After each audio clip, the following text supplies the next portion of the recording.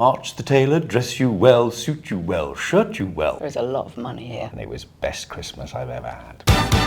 Hello, I'm Mark Gatiss. Hello, I'm Polly Walker. And these are our film firsts for BAFTA. First film I ever saw was Chitty Chitty Bang Bang in 1969. I was 3. I can even remember the film that accompanied it, and I've never been so frightened in my life. My first they used to show black and white films on a Saturday, and I was obsessed with Shirley Temple. Were you? Yeah, obsessed. I can see that. The first show I was obsessed with was Doctor Who, and I am still obsessed with it. But I remember so much about the first time watching the shop window dummies come to life in John Pertwee's first story. And I couldn't walk past March the Tailor, it was called. March the tailor, dress you well, suit you well, shirt you well. March the tailor, dress you well. Just remember that. I will. And I was terrified that the dummies were going to come after me, and I've never forgotten it. The first TV show I guess I was obsessed with was The Waltons. I come from a big family and we all identified with different characters. But there was also another film, and I'm trying to remember what the title was that you'll know, and it was about, they were just all blonde, the children, and they were kind of evil. Village of the Damned. Village of the Damned, that made... Based on The Midridge Cuckoos. Oh. Yes, by John Wyndham. It's a great film. Yeah, it's an amazing film. Oh, yeah, yeah. Also, one of my first is Kes as well. Yes. Definitely. Definitely one of my first. That was just my life. Yes, yeah. First thing I ever acted in was in a play, Under Milkwood, and I decided I wanted to be an actress. And I was going to audition for drama school, and someone said, well, don't you think you should have done a play at least? Because I hadn't done anything, and that I joined Altrincham Amateur Dramatic Society, and that was what I did. I'm still waiting for my first professional engagement. The very first thing I did was a school play about Baba Yaga and the House with Hen's Legs. You know that one? No. The Russian fairy tale. And I was a carpet bearer to the Tsar of all the Russias. It's very good. I got great notices. My first memory of Sherlock Holmes is, of course, seeing one of the Basil Rathbone films on the TV, probably The Hound of the Baskervilles. But I love those films, and they're a huge influence on Sherlock, because when we did our show, and it was obviously modern day, everyone really responded, but there was one really stupidly sniffy review, you know, there's always one, in The Independent. I don't remember the man's name, he's probably dead. He said, there's no point without fog and gas lamps and handsome cows. I shall go home and watch one of the Basil Rathbone films in protest. And I wrote to the paper and said, well, you have a choice of 2 out of the 14, I think there are, because all the rest are set in the modern day. Ignorant fool. My first day on the set for Bridgerton was pretty mind-blowing. I think it was a big ball scene, and there was a million extras and all the costumes and everything. It was kind of like, wow, there's a lot of money here. First day on set for The League of Gentlemen, I know it was actually, the first thing we shot was Dr. Chinnery, the vet, putting down the wrong dog. And I remember it was that lovely feeling of being on location. It was a beautiful location, it's a farm in Yorkshire, and it was like being in All Creatures Great and Small, you know, but it was just a delightful way to start, actually. Although I do remember very early experience of TV catering. I had a massive bacon and egg sandwich. I got it all down my jumper. Yes. No.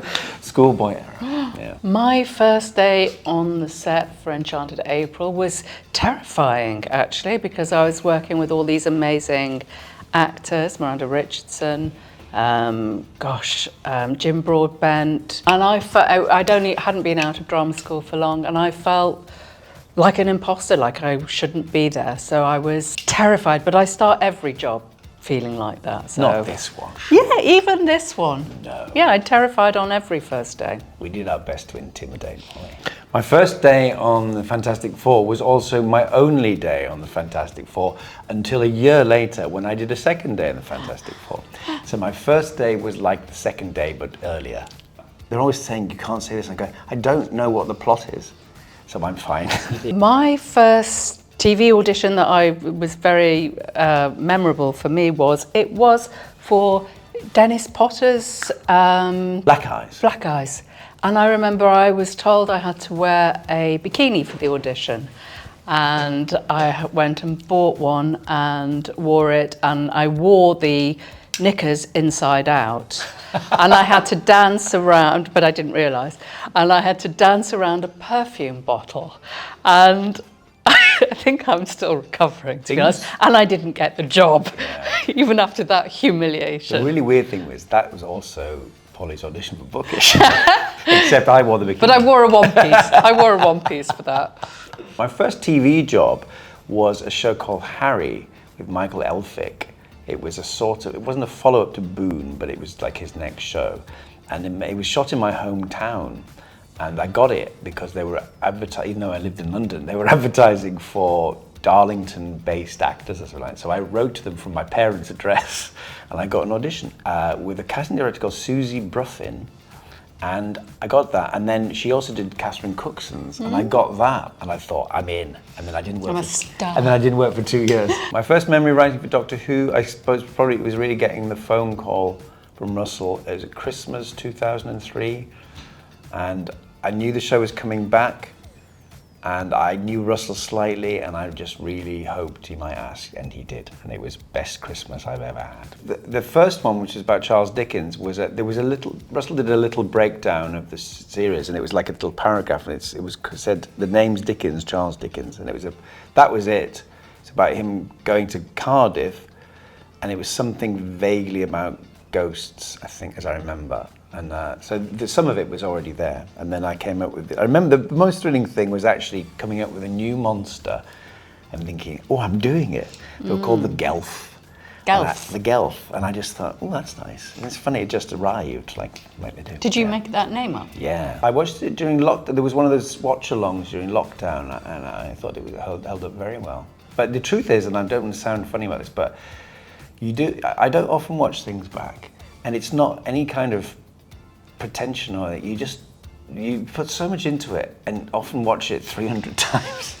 But it is lovely if it's something pops up. I was in Rimini and they showed those clips from Sherlock. There was one big clip from Sherlock, and I haven't seen that for 12, 13 years, and I thought, it's a lot of good time. Should watch it. I won't. For me, I think the first film or TV show, I'm so kind of mainstream, was Love Story. Oh yeah. That kind of was a big one for me and for my Ryan O'Neill, generation. Yeah. Ali McGraw. Yeah. Love means never having to say you're sorry. Yeah. It's beautiful. First film or TV show that reduced me to tears, I don't know. I cried absolutely everything. It was probably Chitty Chitty Bang Bang, but it was tears of terror at The Child Catcher. The film that to this day makes me cry more than anything is It's a Wonderful Life, which is probably my favourite movie, and I know it backwards, and I cry earlier every year when I watch it. There's a bit at the beginning when the children are praying for Jimmy Stewart. There's something wrong with Daddy, God. And I just go to pieces, and I don't stop. First character I was obsessed with, obviously, is Doctor Who. The Doctor, the definite article. My doctor was John Pertwee, and I still am hopelessly devoted to it. I think mine was the $6 Million Woman? No, the Bionic Woman. The Bionic Woman, yeah. Lindsay Wagner. Lindsay Wagner in her outfit, yeah. Yes. I loved that show. My first reaction to reading the script was how good it was and what a good part it was for me, basically, and I was offered it, so I was kind of blown away and just, yeah.